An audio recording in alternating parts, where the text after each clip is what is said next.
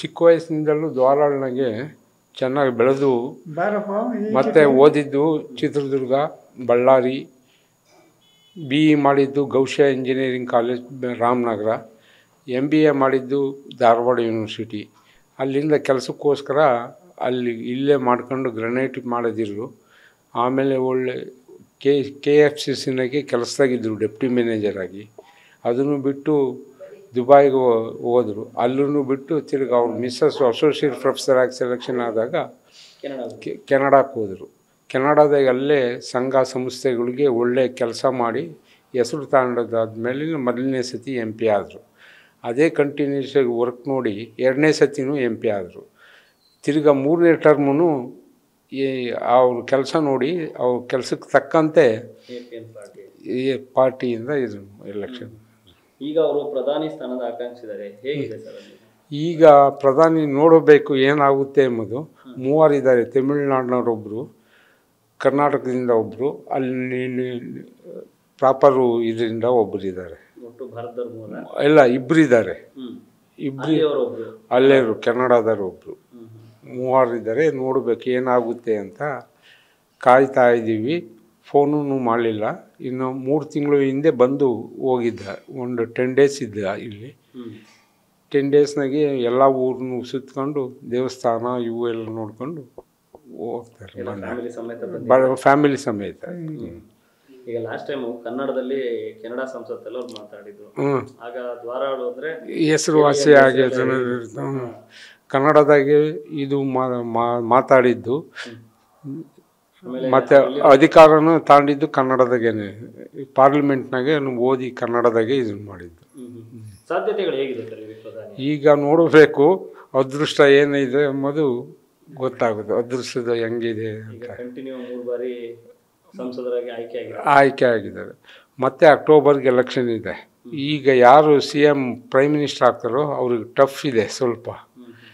Next ಚುನಾವಣೆ ಬೇರೆ ಇದೆ. ನೋಡಬೇಕು ಏನಾಗುತ್ತೆ ಅಂತ. Is very active. Family members ಎಲ್ಲ ಈಗ ನೋಡಬೇಕು, ಭಾಳ ಖುಷಿಯಿಂದ ಇದ್ದಾರೆ. ಅವ್ರು ಗೆಲ್ಲಬೇಕು ಅನ್ನೋದು ಆಸೆ ಭಾಳ. ಎಲ್ಲರೂ ದೇವರು ಅಂತ ಕೇಳ್ತಾ ಇದ್ದೀವಿ. ನೋಡೋಣ ಅಂತ. ಗ್ರಾಮಸ್ಥರೆಲ್ಲ ಭಾಳ ಸಪೋರ್ಟ್ ಮಾಡ್ತಾರೆ. ಅವ್ರು ಬಂದಾಗೆಲ್ಲ ಬರ್ತಾರೆ. ಖುಷಿ ಒಂಥರ. ನಮ್ಗಿಂತ ಗ್ರಾಮಸ್ಥರಿಗೆ ಭಾಳ ಖುಷಿ. ನಮ್ಮೂರ ಹೆಸರು ಬಂತು, ನಮ್ಮ ಊರು ಇದು. ನಮ್ಗಿಂತ ಫೋನು ಗ್ರಾಮಸ್ಥರಿಗೆ ಜಾಸ್ತಿ ಬರ್ತದೆ. ನಿಮ್ಮೂರವ್ರು ಯಾರು ಪ್ರೈಮ್ ಮಿನಿಸ್ಟರ್ ಆಗ್ತಾ ಇದ್ದಾರೆ, ನಿಮ್ಮೂರವ್ರು ಯಾರು ಅಂತ.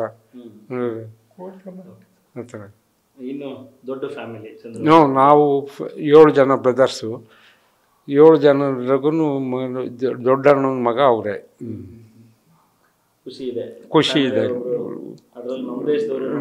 ನಮ್ಮ ರಾಜ್ಯದ ನಮ್ಮ ಸಂಬಂಧಿಕರು ನಮ್ಮೂರರ ಧಾರವಾಡ ಹೋಗೋದು ಇನ್ನೂ ಖುಷಿ ಇದೆ.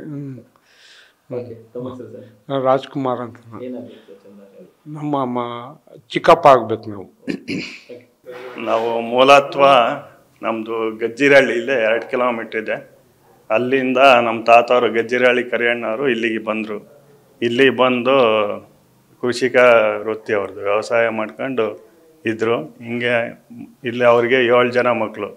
ಗಜ್ಜಿರಹಳ್ಳಿ ಕರಿಯಣ್ಣವ್ರಿಗೆ 7 ಜನ. ಅದರಲ್ಲಿ ಚಂದ್ರ ಅವರ ತಂದೆ ದೊಡ್ಡವರು ಗೋವಿಂದಯ್ಯನವರು. ಅವ್ರ ಮಗನೇ ಚಂದ್ರ ಆರ್ಯ ಅವರು.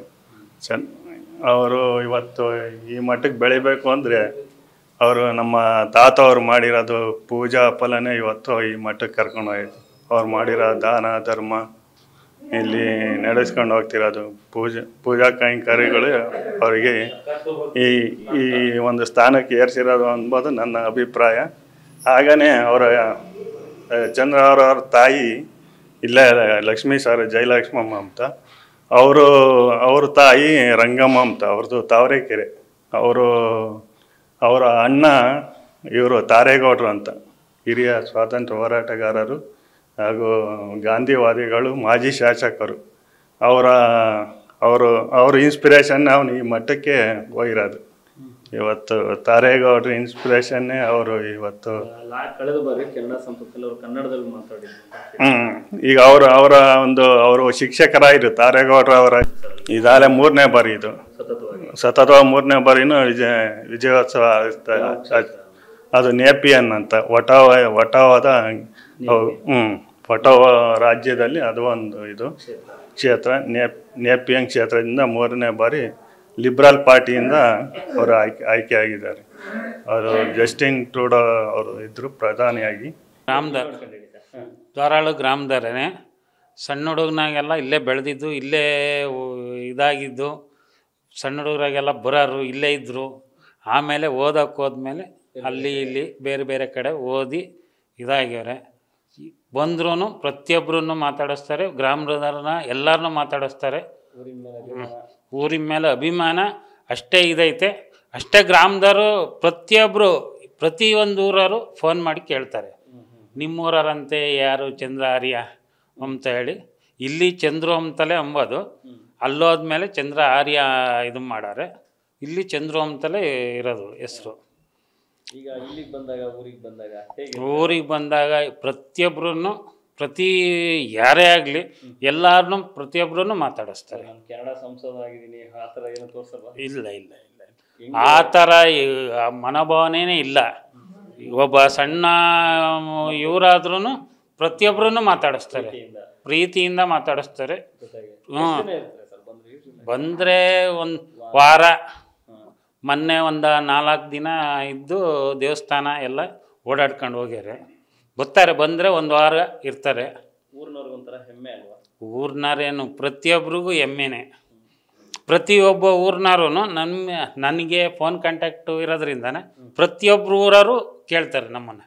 ಈಗ ಅವರು ಪ್ರಧಾನಿ ಸ್ಥಾನದ ಸ್ಪರ್ಧೆ ಆಕಾಂಕ್ಷಿ ಆಗಿದ್ದಾರೆ, ಅವರು ಆಗಲಿ ಅಂತ ನಾವು ಆಶಿಸ್ತೀವಿ. ನರಸಿಂಹಮೂರ್ತಿ ಅಂತ, ಗ್ರಾಮಸ್ಥರೇ. ನ್ಯೂಸ್ ಫಸ್ಟ್ ನಿರ್ಭೀತಿಯಿಂದ ನಿಮ್ಮ ಪರವಾಗಿ.